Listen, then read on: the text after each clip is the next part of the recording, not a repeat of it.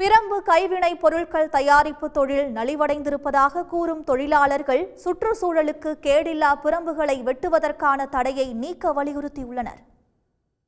மூங்கில் போல நெகிழ்வுத்தன்மை கொண்ட பிரம்பால் வீட்டு உபயோகப் பொருட்கள் செய்வது தென்காசி மாவட்டத்தில் கடந்த 80 ஆண்டுகளாக குடிசை தொழிலாக உள்ளது.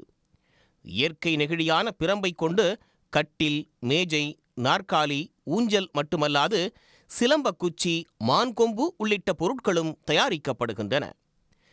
தேன்பொத்தை, விஸ்வநாதபுரம் உள்ளிட்ட பகுதிகளில் இத்தொழிலை நம்பி சுமார் 500 குடும்பங்கள் உள்ளன. இந்த நிலையில் தற்போது பிரம்பு தொழில் நலிவை நோக்கி செல்வதாக கூறுகின்றனர் தொழிலாளர்கள். விளையாட்டுக்கு சிலம்பு பிரம்பு, அப்புறம் இந்த மான்கொம்பு வச்சு விளையாடுறதுக்கு, இந்த பாருங்க மான்கொம்பு வச்சு விளையாடுறதுக்கு இந்த மாதிரி செய்து இந்த விளையாட்டுக்கு பயன்படுத்துகிறோம். அதுக்கப்புறம் பாருங்கள் வால் தயார் பண்ணி இந்த மாதிரி இது வச்சு இந்த வால் வச்சு விளையாடுறதுக்கு எல்லாம் தயார் பண்ணுறோம். பூராமே சிலம்பு விளையாட்டோட சம்மந்தப்பட்டது இது. முன்பெல்லாம் அரசே பிரம்புகளை வெட்டி கூட்டுறவு சங்கங்கள் மூலம் விற்பனையும் செய்து வந்த நிலையில் கடந்த 15 ஆண்டுகளுக்கு மேலாக பிரம்புகளை வெட்ட வனத்துறை தடை விதித்துள்ளது.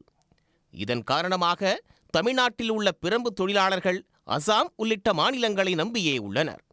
இதனால் மூலப்பொருட்கள் மற்றும் போக்குவரத்துக்கு பன்மடங்கு செலவாவதாகவும் அவர்கள் தெரிவிக்கின்றனர். மேக்கரை கிராமத்தில் தான் அதிகமான பிரம்பு கிடச்சிட்டு இருந்தது. கூட்டுறவு சொசைட்டி மூலமாக முதல்ல கொடுத்துட்டு இருந்தாங்க. ஃபாரஸ்ட்டில் பெர்மிஷன் வாங்கி எங்களுக்கு ஈஸியாக கிடச்சிட்டு இருந்தது. இப்போ அது ஸ்டாப் பண்ணதுனால நாங்கள் அசாமை நோக்கி தான் போக வேண்டியது இருக்குது. அசாமில் எப்போதுமே மெட்டீரியல் கிடைக்கிறது கொஞ்சம் சங்கடமாக இருக்குது. ஏன்னா மழை நேரங்களில் அங்கே போகவே முடியாது. ஒரு மார்ச், ஏப்ரல் இந்த மாதிரி டயத்தில் மட்டும்தான் போயிட்டு அதுவும் மொத்தமாக வாங்கிட்டு வர சூழ்நிலை இருக்குது. மொத்தமாக வாங்கும்போது ஒரு ட்ரக்குக்கு பார்த்தீங்கன்னா ஒரு லாரிக்கு குறைஞ்சது 15 லட்சத்துலேருந்து 20 லட்ச ரூபா செலவழிச்சு எடுத்துகிட்டு வர வேண்டியது இருக்குது.